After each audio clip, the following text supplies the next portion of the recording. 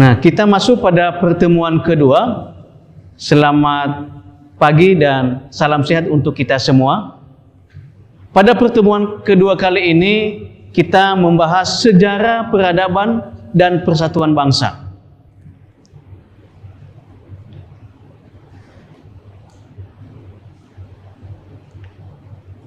Dari sejarah peradaban dan persatuan bangsa ini,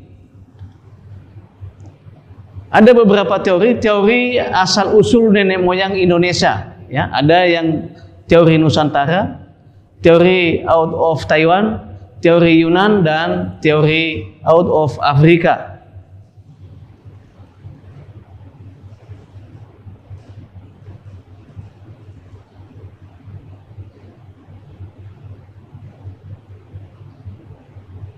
Nah, nenek moyang kita tersebar ke beberapa pulau di Indonesia dan memperoleh sebutan Melayu Indonesia.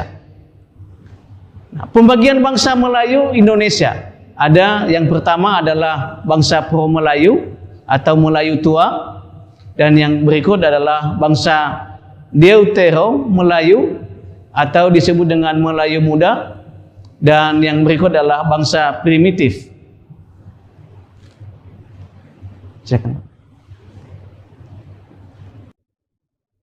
Baik, sebagai bukti akan peradaban bangsa Indonesia, ada beberapa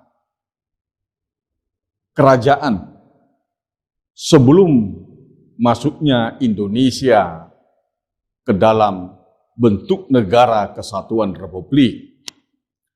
Yang pertama, Kerajaan Sriwijaya. Yang kedua, Kerajaan Mojopahit. Dan bentuk-bentuk yang lainnya. Yang semuanya itu akan berproses yang menjadi sejarah persatuan dan kesatuan bangsa.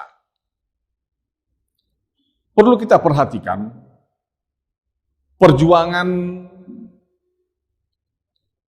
sebelum abad ke-20.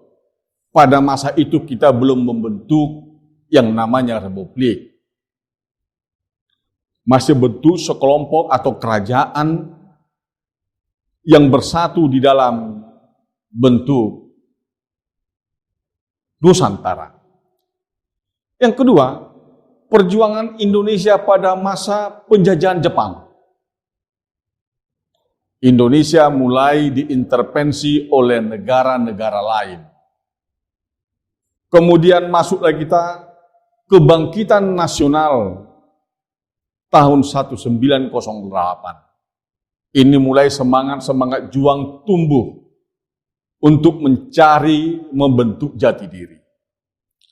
Maka pada masa itu berkumpullah kaum muda untuk mendeklarasikan bagaimana sebenarnya untuk menyatukan persepsi di seluruh Nusantara para kaum muda.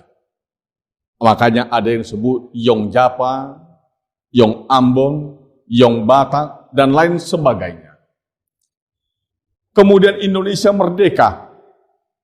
Masuklah kita yang bernama Orde Lama. Orde Lama ini mulai 1959 sampai 1966. Kemudian setelah itu masuklah kita ke Orde Baru. Kalau Orde Lama itu yang dipimpin oleh Insinyur Soekarno, mulai zaman penjajahan sampai kepada kemerdekaan, sampai kepada terjadinya perubahan di tahun 1966. Kemudian masuk kita ke tahapan Orde Baru.